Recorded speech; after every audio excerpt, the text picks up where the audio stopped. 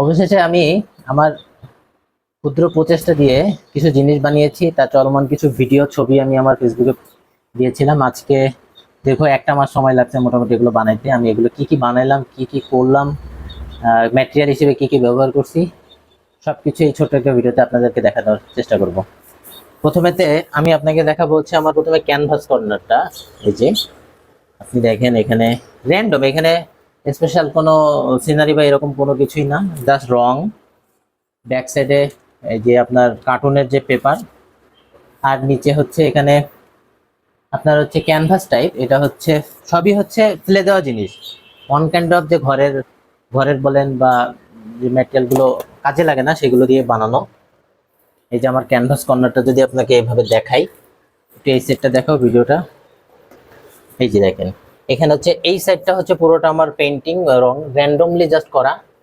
আমি যদি আপনাকে খুব ক্লোজলি দেখাই, এগুলো জাস্ট র্যান্ডমলি রং, কয়েক প্রকার রং টং একসঙ্গে দিয়ে এগুলো বানানো, যেটা আপনি উপরে এই সেটগুলোতে দেখতে পাচ্ছেন। তারপরে দেখতে পাবেন যে এটা, এই যে সিনারিগুলো দেখতে পাচ্ছেন, এই যে সিনারিগুলো, এগুলো হচ্ছে আপনার ক্যালেন্ডার থাকে না, ক্যালেন্ডারের যে সিনারিগুলো, এগুলো জাস্ট কেটে এটাকে একটু ফ্রেমিং করা হয়েছে। আর পরে পরে যেগুলো দেখাবো এটা হচ্ছে সুতার কাজ, সুতা। পিছনে হার্ডবোর্ড, হার্ডবোর্ড মানে হচ্ছে যে আমাদের কার্টুন যেগুলো আছে এগুলো কেটে।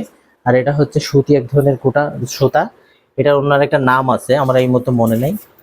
এগুলো জাস্ট এই দেখেন,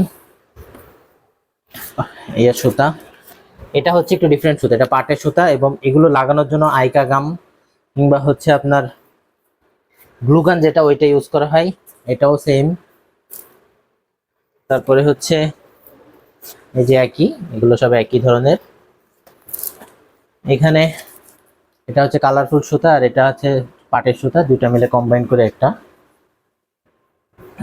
আর এটা হচ্ছে শুধু কার্টুনের পেপার, কার্টুনের পেপার জাস্ট কয়েকটা কালার করে দেওয়া।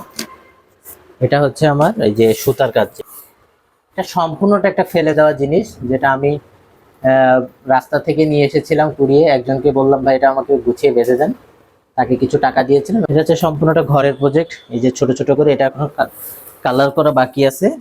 এটার আরেকটা হচ্ছে এই, এটার উপরে একটা তাক টাইপের হবে, সেলফ টাইপের, সে এখানে জিনিসপত্র রাখা যাবে এটা।